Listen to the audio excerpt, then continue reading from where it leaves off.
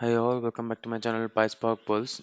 So in the last video we've discussed about group by transformation and some of the interview question that you might face. So in this video we'll be learning one of the important topic in the big data world, that is joins.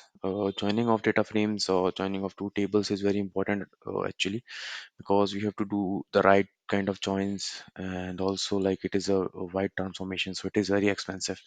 So we need to do a lot of optimization before joining any data frames. So let us learn about joins. So PySpark join is used to combine two data frame or more, it can be. Okay, and by changing this you can join multiple data frames, of course. Like it support all basic type of operations available in traditional SQL, like inner, left outer, right outer, left anti, left semi, cross, self join. Okay, then PySpark joins a wider transformation that involve data shuffling across a network. Okay, as I said earlier, it is wider transformation. Okay, for the default type, it is inner. If we don't give any parameter in the how, if we don't give any other value in how, then it will by default take inner only. Okay, and PySpark is expensive because of data shuffling, wire transformation that happens between partition data in a cluster. It basically depends on the data size, data skew, cluster configuration, join type being performed, partitioning, and broadcast join. So all this we will learn in the upcoming videos when we learn on the interview questions on joins. Then there are various type of joins in PySpark, like different keywords, but some of them are very same. Okay, let us consider first the inner join, retrieve only the matching rows in both data frame. This is syntax. Cross join, like it is a Cartesian product, like multiplying all the values present in both the data frames. This is syntax for it. Then the outer join would be that outer join, full outer join. Okay, then it will be key how outer retrieves all rows, like there will be all the rows it will be considering while joining, like it will be like joining both data frames between with the key and like display the output. Full outer join, this is same, just the syntax is different. Okay, then left join, left outer join is same, like it will retrieve all the left data frame matching rows with from the right data frame. This is the syntax, it is same as left outer. Right join and right outer is same, it retrieves all rows from the right data frame and matching rows from the left data frame. Okay, this is syntax for it. Then semi join, left semi join, this join returns columns from the only left data set. The records match in the right data set on the join expression. That means like the columns of the left data set will only be considered, and where the key is matching, that is semi join. And anti join is just opposite of this semi join, retrieves rows from the left data frame where there is no match, and here we can see where there is a match. Okay, so this two are like the type of joins that we don't usually perform. Okay, in SQL, this all joins you might have performed: right join, left join, cross join, outer join, and inner join. But these two joins, like we'll be looking into the example, and when we'll perform the hand on in the database notebook. Okay, let us see one example. Data one is here, data two is here, and we are creating data frame out of this data, and we are inner joining it, name and house. So this will be the result. Okay, why inner join has given only two records, but will because it will consider only the matching records. Alice and Bob are the matching records in two data frame. That's why we are considered like this. Okay, then let us move through our Databricks notebook and see the hands-on. Okay, so this is our Databricks notebook. Our cluster is up and running, and this is sample data frame which I already showed in the slide. So we are creating this, and we'll be showing the result. The inner zone result already I have shown to you. Okay, this is the result. Now let's see the cross zone result. It will like perform all the joins, right? For Alice there will be three records. For Bob there will be three records. Yeah. See, for Alice there is three records. For Bob there is three records. For Charlie there is three records. So like this, all the rows of the data one will be multiplied with the data two. Like this it will come. Okay. Then let us see the outer join result. All the rows 1, 2, 3, 4. Already two records are matching and two records are not matching. So all the four records are coming. Here null is coming for Eva because there are no values present for Eva in the data frame one. Okay.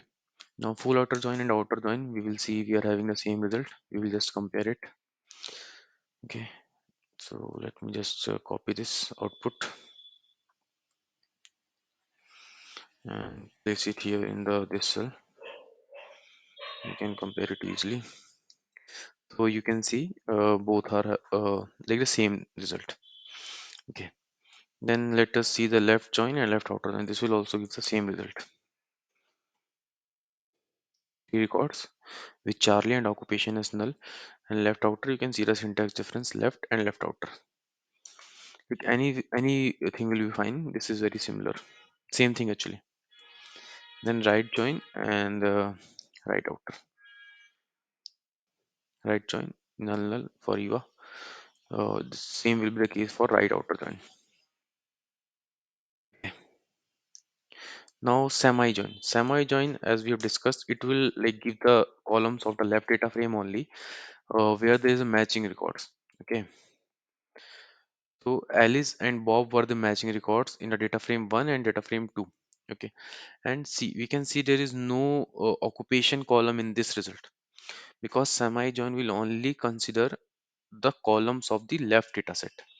This is the key here. Okay. Same will be for left semi. This is the same thing. Okay. Now anti join and left semi join. This is actually opposite. Like where there is no matching in the left data set. See Charlie. Let us just compare the records. Okay. You can see here Charlie is there, and here for the let us just copy and give the name also.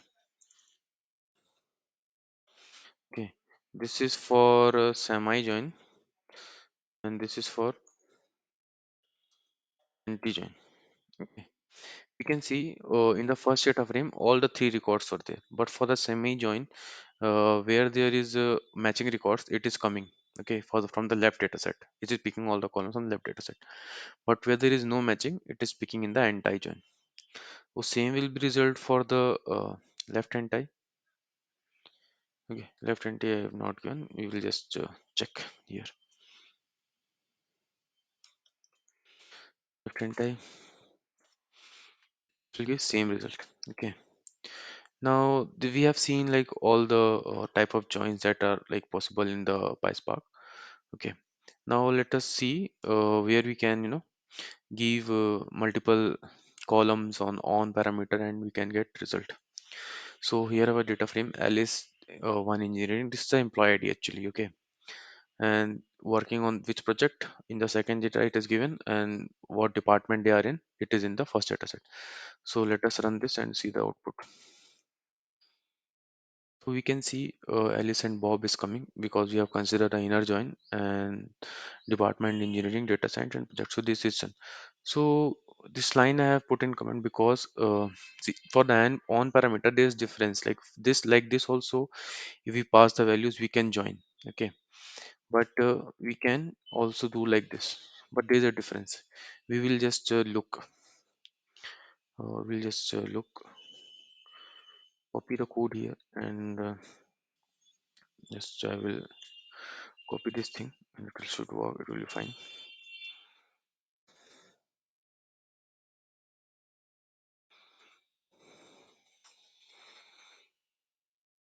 Like SQL, when we give on operator like on df1 dot column name is equal to df2 dot column name, like table1 dot column name is equal to table2 dot column name, like this also we can give here.